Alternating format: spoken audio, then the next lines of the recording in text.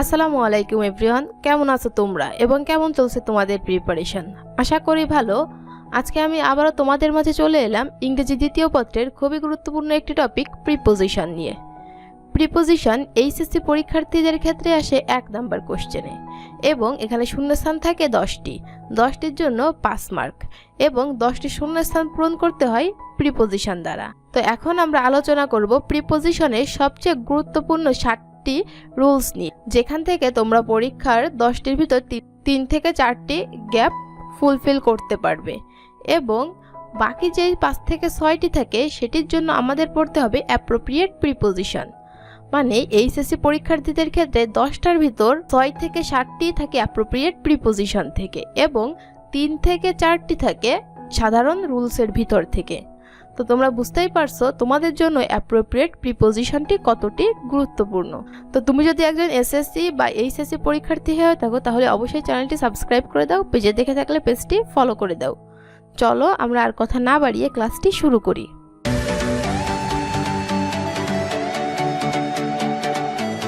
তো প্রিপোজিশনের শুরুতেই আমাদের জানা প্রয়োজন প্রিপোজিশন কাকে বলে। প্রিপোজিশন এর কিন্তু নামের দ্বারাই বোঝা যাচ্ছে এর অবস্থানটা কেমন। আমরা জানি প্রি মানে পূর্বে বা আগে এবং পজিশন বলতে অবস্থান, আগের অবস্থান। দেখো কি বলা হয়েছে, যে ওয়ার্ড কোনো নাউন বা প্রোনাউনের আগে ব্যবহৃত হয়ে তার সঙ্গে বাক্যে অন্য ওয়ার্ডের সম্পর্ক বুঝিয়ে দেয় তাকে প্রিপোজিশন বলে। অর্থাৎ প্রিপোজিশন নাউন বা প্রোনাউনের আগে ব্যবহৃত হয়। তো এখন আমাদের জানা প্রয়োজন বাক্যে কখন কখন আমরা প্রিপোজিশন ব্যবহার করি।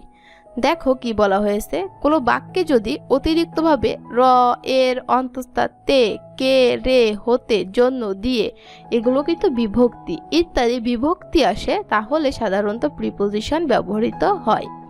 যেমন দেখো, উই লিভ ইন খুলনা, আমরা খুলনায় বাস করি। এই যে খুলনায় শেষে অন্তঃস্থ রয়েছে, এই জন্য ইন প্রিপোজিশনটি ব্যবহৃত হয়েছে। এরপরেরটি দেখো, nobody would drive in the fog, কুয়াশায় কেউই গাড়ি চালাতে পারে না।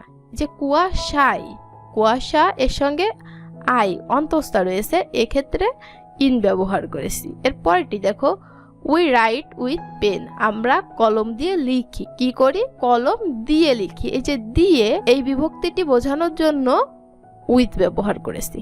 তো আশা করি তোমরা বুঝতে পেরেছো কোন ক্ষেত্রে আমরা প্রিপোজিশনটিকে একটি সেন্টেন্সে ব্যবহার করে থাকি। এখন চলো আমরা সবচেয়ে গুরুত্বপূর্ণ যে 7টি রুলস আছে সেগুলো নিয়ে আলোচনা শুরু করি। তো প্রথমটিতে কি বলা হয়েছে দেখো, ইন এবং অ্যাট। ছোট স্থানের পূর্বে অ্যাট, কোন স্থানের পূর্বে? ছোট স্থানের পূর্বে আমরা অ্যাট ব্যবহার করব এবং বড় স্থানের পূর্বে ইন ব্যবহার করব। বিশ্ববিদ্যালয়, বাস স্টপ, বিমানবন্দর, সময় এর পূর্বে, সময় একটি ফিক্সড টাইম, এর পূর্বে আমরা অ্যাট ব্যবহার করব। যেমন দেখো, আবির লিভস, আবির বাস করে ড্যাশ খুলনা ড্যাশ বাংলাদেশ। তাহলে এখন কোনটির পূর্বে আমরা অ্যাট ব্যবহার করব এবং কোনটির পূর্বে ইন ব্যবহার করব? আমরা জানি ছোট স্থানের পূর্বে আমরা অ্যাট ব্যবহার করি এবং বড় স্থানের পূর্বে ইন ব্যবহার করি। তাহলে এখানে খুলনা না বাংলাদেশ, কোনটি বড়? আমরা জানি বাংলাদেশের একটি স্থানই খুলনা, তার মানে বাংলাদেশ সম্পূর্ণটা বড়, এজন্য বাংলাদেশের পূর্বে আমরা ইন ব্যবহার করব এবং খুলনা যেহেতু ছোট এই জন্য খুলনার পূর্বে আমরা অ্যাট ব্যবহার করব। এরপরটি দেখো, হি কেম হেয়ার ড্যাশ 5:30 PM, সে এসেছিল 5:30-এ। কোনো একটি সময়, আমরা জানি সময় যদি বোঝায় তাহলে তার পূর্বে আমরা কি ব্যবহার করব? অ্যাট ব্যবহার করব, এই জন্য এখানে অ্যাট ব্যবহৃত হবে। আশা করি বুঝতে পেরেছো। এরপরটি দেখো, ওয়ান ও ওভার। কোনো কিছুর উপর দিয়ে যাওয়া বা গতিশীল বোঝাতে ওভার। কোনো কিছুর উপর দিয়ে যাবে এবং এটি গতিশীল থাকবে, স্থির নয় কিন্তু গতিশীল থাকবে, সেক্ষেত্রে ওভার ব্যবহৃত হবে। আর কোনো কিছুর উপর স্পর্শ করে লেগে থাকা বোঝাতে ওয়ান। কোনো কিছুর উপর স্পর্শ করে লেগে আছে বা স্থির আছে, সেক্ষেত্রে ওয়ান ব্যবহার করব। কোনো কিছুর মাধ্যমে প্রেরণ করা বোঝাতে ওভার ব্যবহার করব এবং বারের নাম, নির্দিষ্ট তারিখ এর পূর্বে আমরা ওয়ান ব্যবহার করব। উদাহরণটি একটু দেখো, the plane flew dash Comilla, প্লেনটি ফ্লিউ উড়ে গেছিল ড্যাশ কুমিল্লার উপর দিয়ে। তাহলে প্লেন উপর দিয়ে উড়ে গেছে, সেটি কি স্থির ছিল? না, অবশ্যই গতিশীল ছিল। সেক্ষেত্রে আমরা এখানে ওয়ান না ওভার কোনটি ব্যবহার করব? আমরা জানি যদি গতিশীল বোঝাই সেক্ষেত্রে আমরা ওভার ব্যবহার করি, এই জন্য এখানে ওভার ব্যবহৃত হবে। এরপরটি দেখো, sit dash your seat. Sit মানে বসো, ড্যাশ ইয়োর সিট তোমার সিটে বসো। এখন তোমার সিটে বসে তুমি কি দৌড়াই বেড়াবা? তোমার সিটে লাফাই বেড়াবা? না, তো এখানে স্থির হয়ে বসতে হবে, এর জন্য এখানে আমরা অন ব্যবহার করব। এরপরটি দেখো, he will tell me the matter. সে আমাকে বিষয়টি বলেছিল ড্যাশ টেলিফোনের মাধ্যমে। আমরা জানি কোনো কিছুর মাধ্যমে প্রেরণ করা বোঝাতে ওয়ান না ওভার কোনটি ব্যবহার করি? এই যে লেখা আছে, কোনো কিছুর মাধ্যমে প্রেরণ করা বোঝাতে ওভার, এই জন্য এখানে অ্যান্সারটি হবে ওভার। তো আশা করি তোমরা 2 নাম্বার রুলসটি বুঝতে পেরেছো। এর পরেরটি দেখো, কি বলা হয়েছে? বিসাইড ও বিসাইডস। পাশে বোঝাতে বিসাইড এবং ছাড়া বা ব্যতীত বোঝাতে বিসাইডস। উদাহরণটি একটি দেখো, উই স্যাট আমরা বসেছিলাম ড্যাশ দ্য টিচার শিক্ষকের। তাহলে শিক্ষকের পাশে বসেছিলা, যেহেতু পাশে বোঝাইছে এই জন্য এখানে আমরা কি ব্যবহার করব? বিসাইড ব্যবহার করব। এরপর এটি দেখো, we have some other books আমাদের আরও কিছু বই আছে ড্যাশ ক্লিফস্টফেল, অর্থাৎ ক্লিফস্টফেল ছাড়া আরও কিছু বই আছে। যেহেতু সারা অর্থ প্রকাশ করছে এই জন্য এখানে আমরা বিসাইডস ব্যবহার করব। আশা করি তোমরা 3 নাম্বারটি বুঝতে পেরেছো। 4 নাম্বার রুলসে কি বলা হয়েছে দেখো, বিটুইন ও অ্যামং। কখন আমরা বিটুইন ব্যবহার করব এবং কখন আমরা অ্যামং ব্যবহার করব।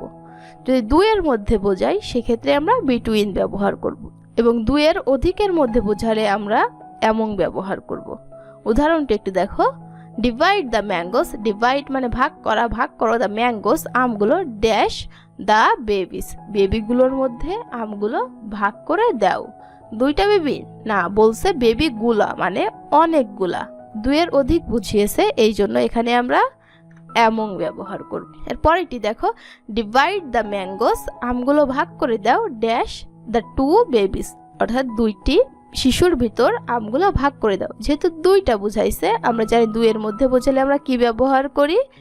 বিটুইন, এই জন্য এখানে আমরা বিটুইন ব্যবহার করব।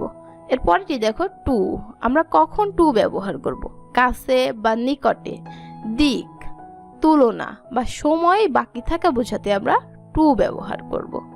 যেমন দেখো, হিজ হাউস ইজ অ্যাডজাস্ট তার বাসাটি অ্যাডজাস্ট নিকটে ড্যাশ হিজ অফিস তার অফিসের। যেহেতু কাছে বোঝাইছে এই জন্য আমরা কি ব্যবহার করব? এখানে প্রিপোজিশন হিসেবে টু ব্যবহার করব। পরটি দেখো, ইট ইজ 10 মিনিটস ড্যাশ 10 10টা বাজতে 10 মিনিট বাকি। আমরা জানি সময় বাকি থাকা বোঝাতে আমরা টু ব্যবহার করি, এই জন্য এখানে আমরা টু ব্যবহার করব। আশা করি তোমরা 5 নাম্বার রুলস অবধি বুঝতে পেরেছো। এরপরে চলো আমাদের সবচেয়ে শেষের 2টি রুলস একটু দেখে নিই। বাই ও উইথ। কখন আমরা বাই ব্যবহার করি এবং কখন আমরা উইথ ব্যবহার করি। কোনো একজন ব্যক্তির পূর্বে আমরা বাই ব্যবহার করব, বস্তুর পূর্বে আমরা উইথ ব্যবহার করব এবং কাজের ধারা বোঝাতে বাই ব্যবহার করব এবং কারো সাথে বোঝাতে উইথ ব্যবহার করব। যেমন দেখো, the story is told dash Suman. The story গল্পটি ইজ টোল্ড বলা হয়েছিল ড্যাশ সুমন সুমনের দ্বারা। তাহলে সুমন কি? একটি ব্যক্তি, এই জন্য তার পূর্বে আমরা বাই ব্যবহার। এরপরেটি দেখো, the bottle is field dash water, অর্থাৎ পানি দ্বারা বোতলটি পরিপূর্ণ। পানি কি কোনো ব্যক্তি? না, তো একটি বস্তু, এই জন্য এখানে আমরা উইথ ব্যবহার করব। এরপরটি দেখো, শি ইজ লিভিং সে বাস করছে ড্যাশ আন্ট সে তার আন্টির সঙ্গে বাস করছে। আমরা জানি কারোর সাথে থাকা বোঝাতে আমরা কি ব্যবহার করি? উইথ। এখানে লেখা আছে কারোর সাথে বোঝাতে উইথ, যেহেতু সে তার আন্টির সঙ্গে থাকে এজন্য এখানে আমরা উইথ ব্যবহার করব। এবং আমাদের সবচেয়ে শেষের রুলসটি দেখো, ফ্রম, ফর এবং অফ। যদি উৎস বোঝাই সেক্ষেত্রে ফ্রম, প্রত্যাশা প্রকাশ বোঝালে ফর এবং অভাব ও সম্বন্ধ বোঝালে অফ ব্যবহার করব। উদাহরণগুলো একটু দেখো, he is suffering dash fever সে জ্বরে আক্রান্ত। তাহলে এখানে কিসে আক্রান্ত? জ্বরে। উৎস কি? জ্বর, যেহেতু উৎস বোঝাইছে এই জন্য এখানে আমরা ফ্রম ব্যবহার করব। পরেরটি দেখো, উই হোপ আমরা আশা করি ড্যাশ বেটার রেজাল্ট, আমরা ভালো ফলাফলের আশা করি। কোনো যদি প্রত্যাশা প্রকাশ করে সেক্ষেত্রে কি ব্যবহার করবো, এই যে লেখা আছে প্রত্যাশা প্রকাশ করলে ফর, এই জন্য এখানে আমরা অফ বা ফ্রম ব্যবহার করতে পারবো না, আমরা ফর ব্যবহার করব।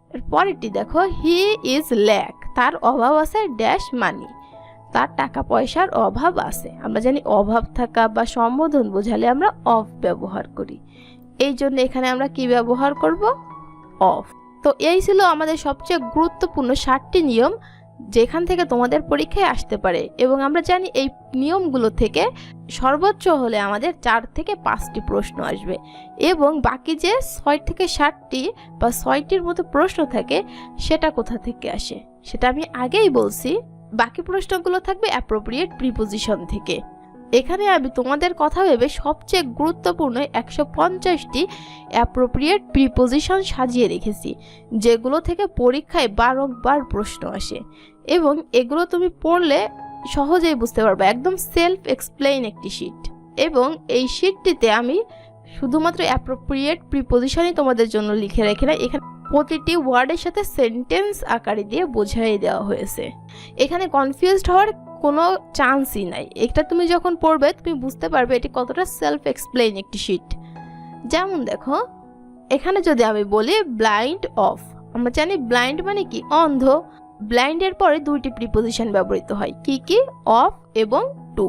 যদি ব্লাইন্ডের পরে অফ ব্যবহৃত হয় সেক্ষেত্রে সেটি দৃষ্টিশক্তিতে অন্ধ এই অর্থ বোঝাতে ব্যবহৃত হবে, এবং ব্লাইন্ডের পরে যদি টু প্রিপোজিশনটি ব্যবহৃত হয় তাহলে সেটি দোষের প্রতি অন্ধ বোঝাতে ব্যবহৃত হবে।